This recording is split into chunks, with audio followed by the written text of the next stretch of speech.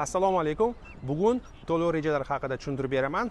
Post handover, ya'ni kalitni olgandan keyin to'lash to'lov rejalari. Xo'p, bugun biz to'lov rejasini ko'rib chiqamiz, ya'ni post handover kalit olgandan keyin ham to'lash to'lov rejalari. Proyekt nomi, loyiha nomi The Pier Residences, bu one bedroom, ya'ni bir spalnilik uy. Umumiy narxi 1.6 million dirham, $449,000. Birinchi rezervatsiyamiz 20%. Bu $89,000. Bir xillarida rezervatsiya qilish uchun agar misol uchun qo'rqsangiz, kichikroq summa $2,000 to'lab ham rezervatsiya qilsa bo'ladi. Keyingi to'lanadigan bu DLD, ya'ni Dubai Land Department, bu o'sha kadastr berish uchun 4% to'lash kerak. Uyni umumiy narxidan, ya'ni $18,000 to'laymiz davlatga, bizga kadastr 1 oy ichida beriladi.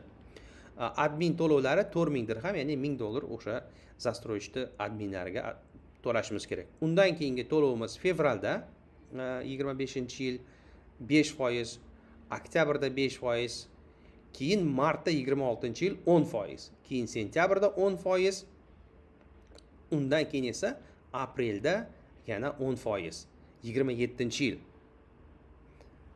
Undan keyin ikkinchi chorakda yana biz 5% to'lashimiz kerak. Bu 26-yil. Kalit olgangacha umumiy hisobdan, umumiy summadan $269,000 to'ladik. Uyni umumiy narxi $449,000. Shu summani to'ladik, kalitni oldik. Qolganini yana biz 2 yil mobaynida to'lab boramiz. Kalit olgandan keyin biz uyni arendaga bersak ham bo'ladi, o'zimiz yashasak ham bo'ladi. Mana ko'rib turgan sentyabrda, dekabrda, undan keyin mart, iyun, oktyabr, fevral va iyun 29-yil 5% dan to'lab boriladi. Mana o'sha aytgan proyektim ikkinchi kvartal 27-yilda bitadi. Bu Maritime City degan joyda joylashgan. Bu 23 etajdan iborat, faqat bu yerda bir xona, 2 xona, 3 xonalik uylar sotuvga bor. Mana bunaqangi ko'rib turganingiz chiroyli uy, dengizni shunday yonida joylashgan. Hamma uylar o'sha pod ключ, ya'ni remont bilan, korobka emas.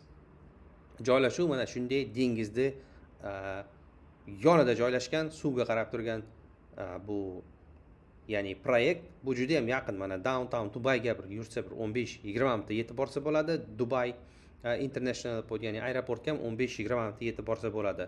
Bu yoqqa qarab yurilsa, Dubai Marina 20-25 minutlik yo'l yuriladi. Xolos. Menda bundan tashqari 100 ga yaqin har xil variantlar bor, qurilayotganlari ham bor, bitganlari ham bor. Savollaringiz bo'lsa, bemalol menga berishingiz mumkin. Javob beraman. Pastda nomerni ham qoldiraman. WhatsApp, Telegram va meni Telegram kanalim ham bor. Uy bor Dubai nomi.